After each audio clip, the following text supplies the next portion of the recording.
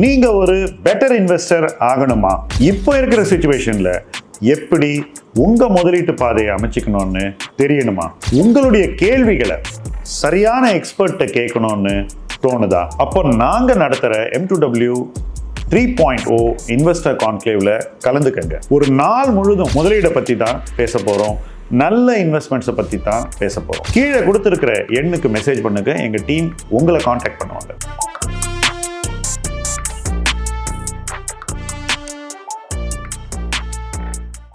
Hi, இந்த வாரம் உங்களுக்காக 2 இன்ட்ரெஸ்டிங் வெபினார்ஸ் காத்துட்ருக்கு. காலையில் 10 மணிக்கு navigating interest rate changes, what fixed income investors need to know. காலையில் 11 மணிக்கு decoding specialised investment funds SIFs. இந்த 2 வெபினாரோட ரெஜிஸ்ட்ரேஷன் லிங்க் கீழே இருக்கிற டிஸ்கிரிப்ஷனில் இருக்குது. ரெஜிஸ்டர் பண்ணிக்கோங்க. நம்ம வெபினாரில் சந்திக்கலாம்.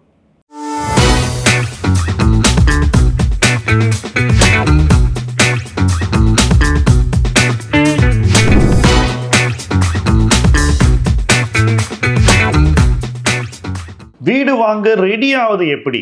எப்போ ஒருத்தர் வீடு வாங்கணும்னு நினைக்கிறீங்க? உங்கள் லைஃப்பில் ஒரு சுச்சுவேஷன் வருது, நீங்கள் மேரேஜ் பண்ண போகிறீங்க. மேரேஜ் பண்ண போகும்போது கேட்கப்படுற கேள்வி வீடு இருக்கா?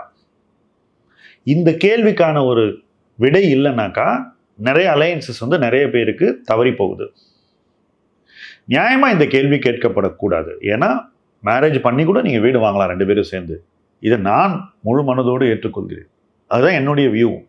பட் சொசைட்டியோட வியூவும் என் வியூவும் சேரலையே. சொசைட்டியில் என்ன நினைக்கிறாங்க? வீடு இருக்கா, அப்போது உங்களுக்கு அலையன்ஸ் கொடுக்கலாம். இதுதான் சொசைட்டியோட வியூ. ஸோ இந்த ஒரு அழுத்தம் எப்போ ஒருத்தர் லைஃப்பில் வருது, ஒரு யங்ஸ்டர் எப்போ இது அடிக்குதுனாக்கா, மேரேஜ் பண்ணலான்னு அவர் முடிவு எடுத்து அந்த இஷ்யூவை அப்ரோச் பண்ணும்போது அடிக்குது. உண்மைதானே? அப்போதான் இவர் ஆரம்பிக்கிறாரு திங்கிங். ஓகே, வீடு வாங்கணும்னா என்ன பண்ணணும்? இதுக்கு எவ்வளோ பணம் வேணும்? நம்மக்கிட்ட பணம் இருக்கா? பணம் இருக்கோ இல்லையோ, நீ எப்படியாவது வாங்கி ஆகணும்னு வீட்டில் எல்லாரும் ப்ரெஷர் பண்ணுவாங்க. அந்த சிச்சுவேஷனில் எப்படியாவது வீடு வாங்கணுன்ற ஒரு மைண்ட் செட்டில் தான் அவர் வீடு வாங்கவே போகிறார். இது தவறான அணுகுமுறை. இந்த அணுகுமுறைக்கு ஒரு மாற்று இருக்கா? நிச்சயமாக இருக்கு. ஒருத்தருக்கு என்ன 27, 28 வயசுல தான் மேரேஜ் பண்ணணும் ஒரு தேவை இருக்கு அப்படின்ற ஒரு ஞானோதயம் வருதானே? அது ஒரு நாள் வரும்னு எல்லாருக்கும் தெரிஞ்சதானே? இப்போ இந்த விஷயத்தை ஒரு 5 இயர்ஸ் முன்னாடியே நீங்க அப்ரோச் பண்ணா என்ன? அப்ப என்ன பண்ணோம்? ஒண்ணுமே இல்லை.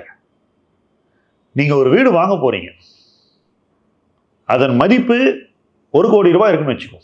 அதோட அதிகமாக இருக்கலாம், பட் நான் குறைஞ்சபட்சம் சொல்கிறேன். 1 கோடி ரூபாய் மதிப்புள்ள வீடை வாங்கணும்னா உங்களுடைய பணம் 25 லட்சம் ரூபாய் இருந்தாகணும். இப்போ 27 வயசுல சடனாக முழிச்சுக்கிட்டு வீடு வாங்கணும்னு நினைக்கிறவங்க இந்த 25 லட்சம் ரூபாயை மொபிலைஸ் பண்ண கஷ்டப்படுறாங்க.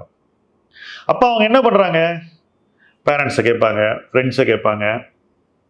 அவங்க போட வேண்டிய கேபிட்டல் இருக்குல்ல, அதையே இன்னொரு லோனாக வாங்கி உள்ளே போட்டுருவாங்க. இந்த மாதிரி நிறைய ஜுகாட் வேலைகள்லாம் பண்ணுவாங்க.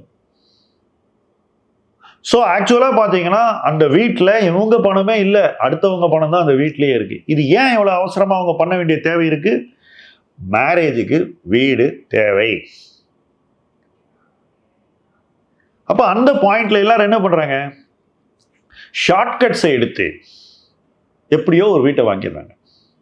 இந்த ஷார்ட்கட்டை எடுத்து வீடு வாங்குறதுல ஒரு பெரிய பிரச்சனை இருக்கு. நீங்கள் அந்த வீடை வாங்கிடுவீங்க, அதுக்கப்புறம் மேரேஜ் பண்ணிடுவீங்க, அப்புறம் நீங்கள் வாழ்கிற வாழ்க்கையை அது பாதிக்குது. ஏன்னா உங்களுக்கு ரூமே இல்லை, நெருக்கடி பணத்துக்கு. இப்போ இதை நீங்கள் மேரி பண்ணுற பார்ட்னர் பார்க்கும்போது உங்களை பற்றி என்ன நினைப்பாங்க? அவங்க ஃபேமிலி கிட்ட போய் என்ன சொல்லுவாங்க? உங்களை சுற்றி இருக்கிற சொசைட்டி என்ன சொல்லும்? இந்த வீடு வாங்கின விஷயத்தையே சொசைட்டி ஒரு மரியாதையோடு பார்க்குமா? இதெல்லாம் தான் இஷ்யூஸ். இந்த இஷ்யூஸை கம்ப்ளீட்லி டிஃப்ரெண்ட்டாக அணுக வேண்டிய ஒரு வாய்ப்பு இருக்குது, தேவை இருக்குது.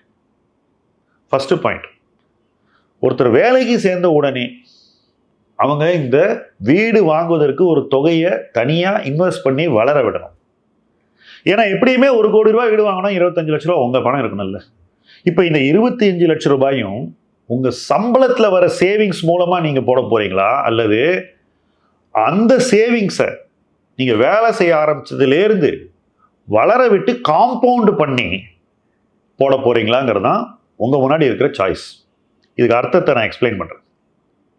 நீங்கள் இதை பற்றி யோசிக்காம எப்படியோ ஒரு 25 lakhs உங்களுடைய ஆக்சுவல் சேவிங்ஸ்லேருந்து போட போகிறீங்கன்னா அது உங்கள் வருமானத்தின் ஒரு பகுதியாக அமையும். மாறாக நீங்கள் வேலை செய்ய ஆரம்பித்த நாள்லேருந்து ஒரு பணத்தை இன்வெஸ்ட் பண்ணி வளர்த்தீங்கன்னாக்கா உங்ககிட்ட இந்த வீடு வாங்கும்போது 25 லட்ச ரூபாய் இருக்கும். ஆனால் நீங்கள் போட்ட பணம் 6-7 லட்சம் இருக்கும். ஸோ ஆக்சுவலாக உங்கள் சேலரியில் சேவிங்ஸ் 7-8 லட்சத்திலேயே நீங்கள் இந்த 25 லட்ச ரூபாயை கிரியேட் பண்ண முடியும், செய்யணும். இதை எத்தனை பேர் பண்ணுறீங்கன்றதான் இங்கே கொஸ்டின். ரொம்ப குறைவானவங்க தான் பண்ணுறாங்க. முக்கால்வாசி பேர் அவங்க போட வேண்டிய பணத்தையே வேறு ஒரு கடனை வாங்கி போட்டு தான் பண்ணுறாங்க. ஸோ அவங்க வீடு கிட்டத்தட்ட டோட்டலாகவே கடனில் வாங்கப்பட்டதாக அமைகிறது. இது ஒருத்தனை பொருளாதார ரீதியாக டெஃபினட்டாக கீழே இழுத்து விட்டுரும். வேறஸ் பணத்தை வளர்த்து தன்னுடைய முதலை வீட்டிற்கு உருவாக்கி அந்த முதலை போட்டு ஒரு வீடு வாங்குறவன் இந்த ப்ரெஷர் இல்லாமல் கூலாக வாழ்வான். இப்போ இந்த வீடு வாங்குறதுக்கும் நீங்கள் மேரேஜ் பண்ணுறதுக்கும் அதுக்கப்புறம் நீங்கள் வாழற வாழ்க்கைக்கும் டெஃபினட்டாக ஒரு க்ளோஸ் கனெக்ஷன் இருக்குது, யாருமே மறுக்க முடியாது. அப்போ கடைசியில் அது உங்கள் மேரிட்டல் லைஃப் அஃபெக்ட் பண்ண போகுது. அப்போ அதை பற்றி நீங்கள் முதல்ல யோசிக்க வேண்டாமாங்கிறது தான் இங்கே கொஸ்டின். எஸ், இதை பற்றி பேரண்ட்ஸ்லாம் எப்போ பேசுகிறாங்க? மேரேஜ் பண்ண போகும்போது பேசுகிறாங்க. இது பேரண்ட்ஸோட மிஸ்டேக். சொசைட்டி எப்போ உங்கள்கிட்ட இந்த கேள்வி கேட்குது, வீடு இருக்கான்னு, நீங்கள் மேரேஜ் பண்ணுறேன்னு ஒத்துக்கும் போது கேட்குது. இது சொசைட்டியோட மிஸ்டேக். பட் இதையெல்லாம் முன்னாடி யோசிக்காது நிச்சயமாக உங்களுடைய மிஸ்டேக். ஏன்னா என்னைக்கோ ஒரு நாள் நீங்கள் இதை பண்ண போகிறீங்க, அந்த இடத்துக்கு நிற்க போகிறீங்க இல்லையா? அப்போ நீங்கள் வேலைக்கு ஆரம்பித்த முதல் நாள்லேருந்தே நீங்கள் இதை யோசிச்சு செஞ்சீங்கன்னாக்கா நிச்சயமாக உங்கள் பணத்தை கொஞ்சமாக போட்டு உங்கள் வீட்டுக்கான முதல்ல நீங்கள் கிரியேட் பண்ணிடலாம். அது 1 கோடி ரூபாய் வீடு, அது 25 லட்ச ரூபாய், அதில் உங்கள் பணம் 7-8 லட்சமாக தான் இருக்கணும். அப்போ நீங்கள் 10-15 வருஷம் சேவ் பண்ண வேண்டிய ஒரு தேவை இருக்குது, ரைட்? சில பேர் அதிக பணத்தை சேமித்து சீக்கிரம் அந்த பணத்தை உருவாக்கிடுவாங்க. அவங்களுக்கு இந்த பிரச்சனை இல்லை. சார் 15 வருஷம் சொல்கிறீங்களே, அப்போ நான் 20 வயசில் வேலை பண்ண ஆரம்பித்தா 35 வயசில் தான் நான் மேரேஜ் பண்ணவான்னு நீங்கள் கேட்கலாம். அது என்னுடைய நோக்கம் இல்லை, அர்த்தமும் இல்லை. நீங்கள் ஒரு 7-8 இயர்ஸில் இந்த பணத்தை கிரியேட் பண்ணணுன்னாக்கா அதற்கு தேவையான முதலீடை முதல் நாள்லேருந்து செய்யணும். நீங்கள் இவ்வளோ பண்ணால் போகிறோம் அப்புறம் பார்த்துக்கலான்னா அப்போ அது 10-15 வருஷம் ஆயிடும். இதை தெளிவாக புரிஞ்சுங்க. ஸோ இதிலெல்லாம் ஒரு கணக்கு இருக்கணும், ஒரு பிளானிங் இருக்கணும், ஒரு ப்ரெசிஷன் இருக்கணும். இதெல்லாம் இருந்தால் என்ன ஆகும்னு கேட்குறீங்களா? 1 கோடி ரூபாய்க்கு வீடு வாங்குறீங்க, 25 லட்ச ரூபா உங்கள் பணம் போடணும்னு நான் சொல்கிறேன். அதுதான் பேங்கர்ஸும் சொல்லுவாங்க. பட் இந்த 25 லட்ச ரூபாயும் நீங்கள் உங்களுடைய சேலரியில் வர சேவிங்ஸாக போட்டிங்கன்னா அப்போ அந்த வீட்டுக்கு நீங்கள் போட வேண்டிய பணம் அதிகமாகிடுது. வேறஸ் நீங்கள் வேலைக்கு போக ஆரம்பித்த முதல் நாள்லேருந்து பணத்தை சேவ் பண்ணி இன்வெஸ்ட் பண்ணி வளர்த்திங்கன்னா ஒரு 6-8 லட்ச ரூபா உங்கள் சேமிப்பையே நீங்கள் ஒரு 25 லட்ச ரூபாயாக மாற்றிட முடியும். ஓகே, அதை நீங்கள் பண்ணிங்கன்னாக்கா அப்போது உங்களுடைய சேலரியில் வரக்கூடிய சேமிப்பில் நீங்கள் கொஞ்சமாக பணம் போட்டு உங்கள் வீட்டுக்கான முதல்ல உருவாக்கிடலாம். இதை எத்தனை பேர் பண்ணுறீங்கன்றது தான் கேள்வி. குறிக்கோளோடு தெளிவாக இந்த பணத்தை நான் வீட்டுக்காக சேவ் பண்ணுறேன்னு முதல் நாள்லேருந்து வேலைக்கு சேர்ந்த முதல் நாள்லேருந்து யாரெல்லாம் சேவ் பண்ணுறாங்களோ அவங்களுக்கு கொஞ்சமாக பணத்தை போட்டு அவங்க வீட்டுக்கான கேபிட்டலை பில்ட் பண்ண முடியும். அதற்கான வாய்ப்பு எல்லாருக்குமே இருக்குது. 99 விழுக்காடு நபர்கள் இந்த வாய்ப்பை பயன்படுத்தி கொள்வதில்லை. என்னை பொறுத்த வரைக்கும் 99 இல்லை 100% பேர் இதை பண்ண முடியும். ஸ்மாலாக ஆரம்பித்து பில்ட் பண்ணிக்கிட்டே போகணும். அப்படி பில்ட் பண்ணும்போது உங்களால் உங்கள் பணத்தை கொஞ்சமாக போட்டு வீட்டில் உங்கள் முதலான 25% தாராளமாக உருவாக்க முடியும். இதுதான் சக்ஸஸ்ஃபுல்லாக வீடு வாங்கிறதுக்கான ஒரு பிளே புக். அது மட்டும் இல்லை, நாளைக்கு இந்த வீடு வாங்கின உடனே உங்களுக்கு ஹோம் லோன் மட்டும்தான் இருக்கும். மாறாக சில பேர் அங்கே எங்கே கடன் வாங்கி அவங்க பணமான 25 லட்சத்தையும் கடனில் வாங்கி போட்டாக்க சுற்றி கடன் தான் இருக்கும். கடன் அடைக்கிறதுலேயே அவங்க வாழ்க்கை ஓடி போயிடும். நான் சொல்கிற மெத்தடில் நீங்கள் வெறும் ஹோம் லோனை தான் அடைப்பீங்க. அந்த ஹோம் லோனில் வட்டி 7-8% தான் இருக்கும். அதை நீங்கள் தாராளமாக உங்களுடைய கெரியர் க்ரோத்தை வச்சு குறைச்சி அடைச்சி முடிச்சிடலாம். ஸோ வீடு வாங்குறதுல ஃபஸ்ட்டு நீங்கள் புரிந்து கொள்ள வேண்டியது, உங்களுடைய கேபிட்டலை நீங்கள் உருவாக்குவதற்கு காம்பவுண்டிங் உங்கள் வாழ்க்கைக்குள்ளே வரணும். எப்போ வரணும்? வேலைக்கு ஆரம்பித்த முதல் நாள்லேருந்து வரணும். எத்தனை நாளில் அந்த காம்பவுண்டிங் உங்களுக்கு தேவையான கேபிட்டலை எடுத்து கொடுத்துரும்? என்னை பொறுத்த வரைக்கும் ஒரு 7-8 வருஷத்தில் எடுத்து கொடுக்க முடியும். ஸோ ஒருத்தர் 20 வயசில் வேலைக்கு சேர்ந்தா, 21 சேர்ந்தா, 28, 29 டெஃபினட்டாக அவங்கள்ட்ட வீடு வாங்குறதுக்கான கேபிட்டல் இருக்கும். அப்போது தாராளமாக அவங்களால வீடை வாங்கிட்டு போக முடியும். மேபி அது ஒரு 1 or 2 இயர்ஸ் முன்னாடியே நீங்கள் வாங்கினா கூட, அப்போ கூட உங்களால் மேபி லோனை கொஞ்சம் எக்ஸ்ட்ரா வாங்கிட்டு அதுக்கப்புறம் தாராளமாக அதை அடைச்சிட முடியும். இதெல்லாம் நீங்கள் எப்படி பிளான் பண்ணுறீங்க, எப்படி எக்ஸிக்யூட் பண்ணுறீங்க, எப்படி டிசிப்ளின்டாக உங்கள் பர்சனல் ஃபைனான்ஸை வழி நடத்துறீங்க?